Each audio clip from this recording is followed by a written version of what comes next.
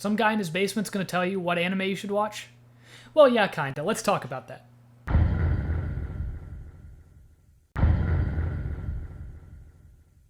What's up, guys? It's your boy, and today I'm going to be discussing the topic of what anime to watch. And we're going to be doing this in the lens not of just like which specific anime you should watch, but kind of my selection process personally and some of the shows that I've watched, how I found them, because I think that kind of sharing my own processes may help you guys a little bit in kind of choosing what shows you guys want to watch. Ultimately, my taste and the things that I've watched, everything boils down to the fact that I want to watch these things, and if I'm going to answer my own question at the onset, really, when it comes to watching anime, just watch what you want to watch. There's a lot of shows out there, but there is a lot of shows, which means it can be overwhelming. So I'm going to break down kind of my own processes for how I figure out what show I'm going to watch at what time.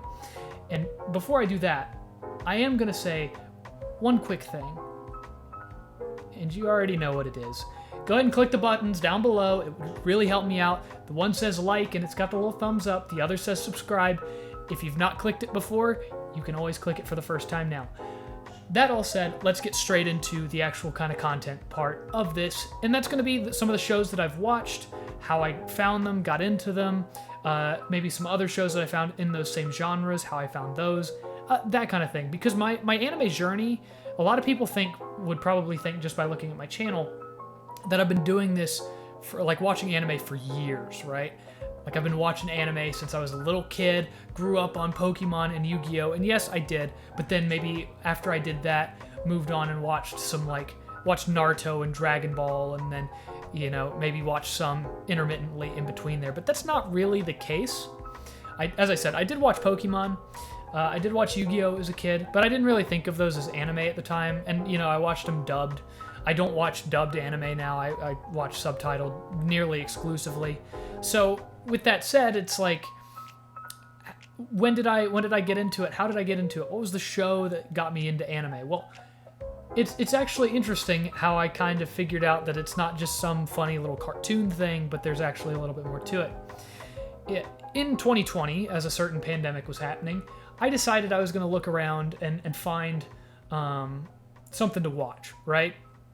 And I actually found it by coincidence, by chance, rather than by seeking it out specifically. I was going through some YouTube videos, and there's a meme that goes, "Smile, sweet, sister, sadistic, surprise service," and then it goes, "Snoop Dogg." And I've talked about it before, but that little meme, and maybe I'll throw a little GIF up here that shows what I'm talking about, is actually from an anime, believe it or not. And I actually kind of thought to myself, like, what is the source of that? And so my curiosity went to Google, and then I searched it up and found a show called Blend S. And Blend S, I watched in probably like spring of 2020, not knowing what it was going to be, what it was going to lead to, what dark path it was about to take me down. But I watched it, and it turned out to be it had a vibe that I couldn't describe, right? It had something to it that I just couldn't quite put my finger on as to why I enjoyed it. And I decided I was going to seek more out. And so I've talked about it before. I moved on to Your Lie in April. From there, the next one, another happy show. Just don't look up anything about it. Watch it, real happy show. But then past that, it really kind of got into the point where I started seeking out different shows.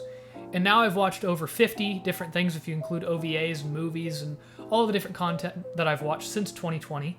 And many of those things are like long seasons. It's not just like 50 movies or 50 12-episode series. Some of them are like 30, 40. My longest is I've watched the whole first season of Fairy Tail, which is 175 episodes. I don't skip openings. I don't skip endings. I watch filler. I watch it all, right? And I kind of am of that mentality, right? Where I go in and I plan on watching all of it, because typically I plan to talk about the things that I watch or think about it at the very least, and then sometimes I just forget about it. And then I kind of form an opinion on those things, and I typically, when I pick the shows that I watch, I want them to be of good quality, for the most part, right? Sometimes I'll take a stab in the dark and find something, and it's not quite as good as I was expecting. I talked about the first season of Seven Seeds in my most recent video, and it didn't live up to my expectations, but the second season ended up being good. There's a show that I talk about to my friends a lot called Dropout Idol Fruit Tart. I'm sure I've mentioned it in a prior video, though I couldn't tell you which one. And it was an idol show, and I'd never seen an idol show. I didn't really like Dropout Idol Fruit Tart, but I've heard there's some good idol shows out there. In fact, I believe Oshinoko, in a way, could be considered an idol show, though not probably in the traditional sense. Something more akin to maybe like Love Live, which, you know, I'd be more than willing to watch Love Live at some point, but the first idol show that I watched was kind of mid. So because of that, I've got kind of a broad like spectrum of shows. I haven't watched all classics. I haven't watched all seasonal. It's a good variety of both things. So when I'm going through, how do I determine what I'm going to watch in that kind of mess of variety? So typically when I look at shows that I want to watch, I try to alternate between a classic and a seasonal. Sometimes I'll watch two seasonal in a row. Sometimes I will watch two classics in a row. And it really kind of depends on the impact that it has on me, and then I tend to seek that genre a little bit, but I don't want to delve too deep in it because I liked the novelty that a genre brings, right? So, for instance, a lot of people compare Neon Genesis Evangelion to Darling in the Franxx, right? And I purposefully, after watching Evangelion, after watching all the rebuilds, I liked it so much that I don't want to disappoint myself watching Darling in the Franxx, right? So I'm watching some other stuff, even though Darling in the Franxx might be good and I might enjoy it. Neon Genesis Evangelion to me was such a pinnacle of its genre, of what it did, that I want some time away to watch something else, right? But if I'm in the mood for like a comedy, say, right? Typically, my move is going to be to look at seasonal shows. And that's because comedies all kind of have the same like structure within anime, and so it might be nice to watch a new one just to try to keep up with the current scene, or one that has a premise that I particularly like. I particularly remember The Great Jahi Will Not Be Defeated, which was just kind of a fun, lighthearted little show. I really enjoyed it. And I watched it because it came out probably a season prior, and I wanted to just kind of see what the fuss was about, because it just kind of caught my interest, this kind of down on her luck demon girl.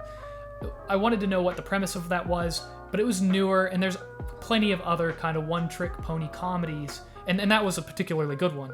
But there's a lot of like just bare-bones comedy that are just lighthearted that you would probably rather catch on a seasonal basis, right?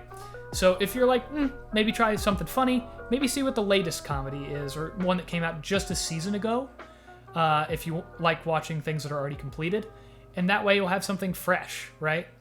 But if you're looking for something more dramatic, if you're looking for something more kind of deeper and something that's really going to hit at you, seasonal shows are very hit or miss, right? This isn't to say that like seasonal shows can't really cut deep and they can't be good and they can't be like very emotional or powerful in their own ways. They can, but the ones that stick out are the classics. The reason why those shows are classics is because they have an added element of excellence to them, right? And not all of them are 10 out of 10s, right? Some of them are, some of them aren't. For me personally, something like A Silent Voice is a 10 out of 10. But something like Steins Gate, which is very well regarded, is good. I'd say it's like an 8 out of 10, maybe 7 out of 10 for the lesser episodes, 9 out of 10 for some of the better episodes, but it averages out to probably about an 8 out of 10 in my book. But those shows, those classics, if you're looking for something that's really kind of more gripping, even if you're not like super impressed with them, the chances are you're still going to find them premise-wise above average. And so that's why if somebody is like, what should I watch, right? I'm typically not going to recommend a seasonal show to somebody who's new to anime. Somebody who's watched a lot of anime, I might try to recommend something seasonal to, but even them, I might recommend a classic to if they have not seen it, because the classics are guaranteed to get them hooked in some way, right? So then the other kind of element to this is shows with sequels, multiple seasons, right? Because I feel like those are a bit harder to recommend or to get into because they're so long. Like, I know a lot of people that recommend One Piece, right? And I personally have not seen an episode of One Piece. It's not because I don't want to, but it's because it's overwhelming, right? And this is the kind of the last portion of the video, just to say, if it's overwhelming to you and you don't feel like you're going to finish it, even though you like it, maybe wait until there's a time in your life where you will be able to finish it. I mean, maybe you're a type of person who's like, if I don't start on it now, I never will. In that case, go for it. You know, more power to you. But typically, I like having an end goal, right? I like being able to see the end and know where I'm going to be, even if that's a longer thing. But I at least tried to, when I was watching something like Fairy Tail or even go through as many parts of JoJo's as I could, I tried to pace myself, right? I tried to set aside a time where I could watch like 2 episodes a night and be consistent with that, because if I'm not consistent while watching those seasons, it's going to start to kind of fade away, and then I'm going to have to like probably watch a few episodes prior to catch myself back up. So in terms of watching like classics or seasonals, that are shorter as compared to something with multiple seasons like a shonen that is probably really good, I like giving myself that kind of that discipline of time if I'm going to commit to something longer than that. But that's just my 2 cents, and I say it's my 2 cents because there are a lot of people who will never catch up on One Piece, who are still grinding away and they don't watch any other shows. So that's just kind of, there's not a lot of like anime news right now, and I'm trying to catch up on a bunch of stuff, so I don't have any particular like new stuff yet. I have a couple ideas down the pipeline, but they're going to take me a little bit more time. So I just thought I'd give you guys a little bit of insight into how I pick anime, and maybe just kind of recommend it to you guys in case you are sitting there with your plan to watch list and it's a little bit overwhelming, maybe to pick 1 or 2 things a little bit easier. So that's all I've got for this week. I know it's not exactly all that deep, but I hope you appreciated it. If you did, you can always like and subscribe. More content coming as always, and I will see you guys next time.